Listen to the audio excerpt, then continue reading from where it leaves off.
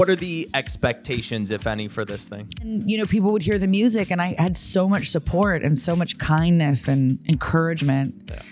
And so I just want to stay present in it and love it because I really do I love to sing. I love performing. I'm having so much fun.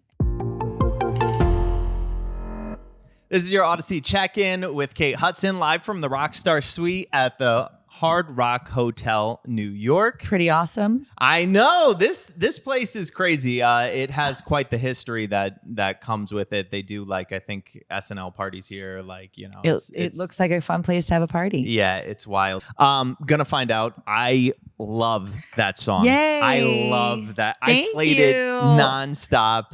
You sound so good on there. Thanks. And not to compare, but I got old school Sheryl Crow vibes from it. Awesome. Oh, she's one. I love her so much. Did you have a clear idea of what you wanted the album to sound like before you went into it, or? No, I really wanted to, when it was sort of okay, I was going to write with Linda Perry and Danny, my fiance.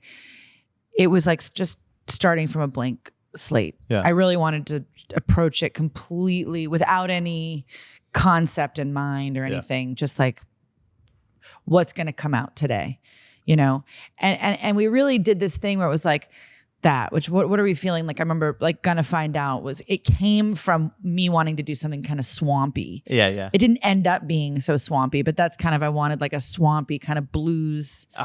And then of course, then you start writing and things kind of come out of that. And so it would be, every day would be different. It's one day I'd be I just feeling a big piano ballad or. Well, it feels eclectic. You got that for sure. Yeah. I mean, it's important. That's important to me because I don't know if I really want to fit into a genre. Right. But I just love music so much. So, and since I'm writing it, and it's the first time I'm making an album, I just wanted it to feel totally honest and from where I'm at right now. And that's what came out was this sound. So you have 12 songs on there, right? Mm-hmm. And no features. At any point in time, were you thinking oh, this person would be nice on this record, or I would love to write with so-and-so, or you were no, all me? Yeah, no, I mean, I would love to, but I think for this, it was simple. I didn't want it to feel that I was doing that because I wanted the exposure for that or that, right? But I already have some people that I'm what will you do a song with me?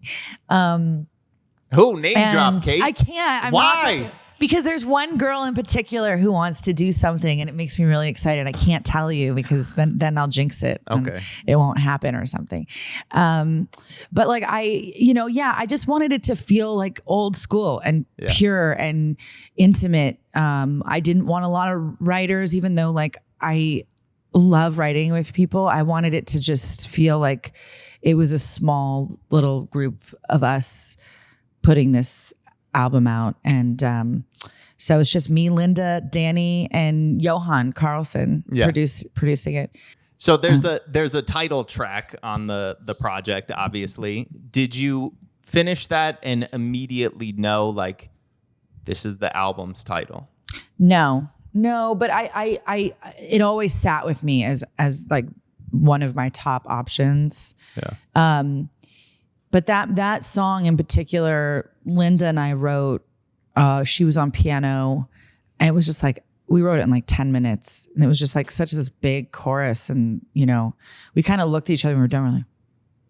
We're that was intense. Yeah. It was one of those, that's just where did that come from? Right.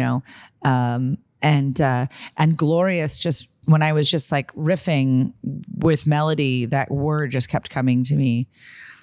And so I wrote the song around that word.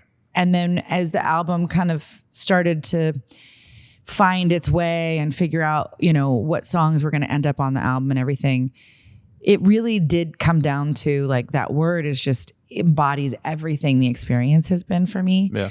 And how I feel about music. You know what I mean? Yeah. It's if someone was to say what's the most earnest word to describe music? for you, and it would be glorious, you know. That's beautiful. Did you have something else in the back pocket that you were thinking of, or I had a couple things. Still going to use them, maybe?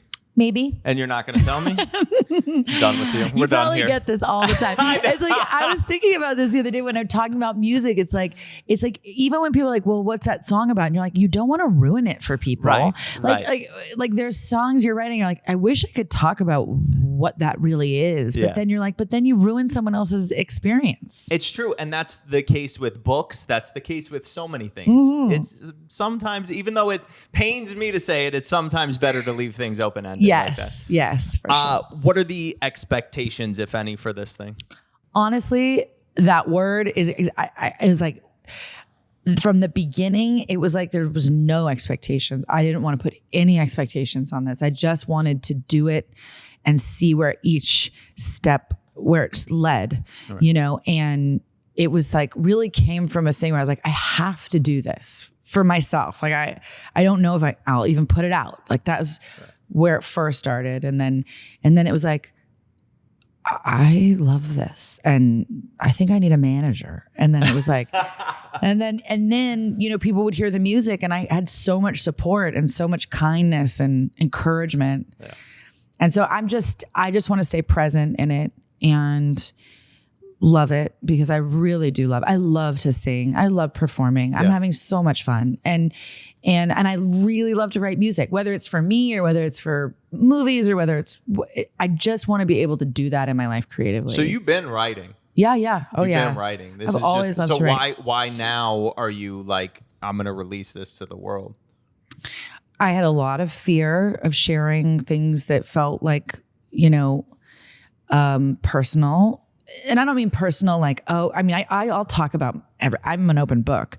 I mean, like your art, you know, you're sort of like, I write this song and you write it and you're putting it out in the world and you're subjecting yourself to just so much criticism and judgment, which I am very used to, but I'm used to it in a different way. Like when it's yours, it's scary. And I just don't think I was really ready for that. And I would always watch people that I admire and go, God, they have so much courage to just put that out there. And then just, you know, even if it's not resonating with people, just how brutal people can be to artists. Well, the difference I imagine is you're not masking yourself behind a role with that. So when somebody's ripping you up, only masking my hands. But you refuse to tell us why you're. No, I'm kidding. She's not hiding her hands. Her hands are beautiful. You made me keep them on. I said I like the gloves. So, but yeah, when somebody's ripping you up with music, that's like your baby and it's personal, and they are ripping you up. So it's it sucks. I mean, but music's like my life. Like it's a hard thing when, you know, growing up for me, it was like, you know, I love music so much that when I started to act, it was like, when people would be like, oh, you should make a record, you should do that. I'd be like, I can't do that because I honor this art form in such a way that like, I can't half-ass this. Yeah. And then the thought of that was terrifying. Like if I half-ass it, that means I have to like put other things aside. I have to focus on, I have to get into it. And then I have to like commit to that. Right. And when you really kind of start to think about that, you're like, you know, you're really putting yourself out there. And at that time, for me, younger, like I don't think I had the ability to be able to handle the rejection if it was to be rejected. And now I feel very differently because I've been through so much in my life in so many different ways. And I don't have that same fear of how others perceive things. So at this stage of your career, I imagine projects like this one that are out of the box, that challenge you, that are different, it excites you the most. Is there a role like that in the movie world that you think would do the same, something you've been dying to take on, but it just hasn't presented itself? Always. I don't think you really know what they are until you read them. Yeah. And there's things that are obviously like iconic kind of roles that you can redo. But I think the dream as any actor is to be the one who's creating that role. And So there's lots of things, and there's genres I haven't really played in. Like I've never done a real action movie or a comedy action movie, which I would love to do. Yeah. And I haven't really done a sort of a traditional musical, which would also be really fun to do. Yeah. Kate, you are amazing. I'm so excited for you. The music is phenomenal. Thanks. So thank you for joining us. Yeah, thanks for talking to me.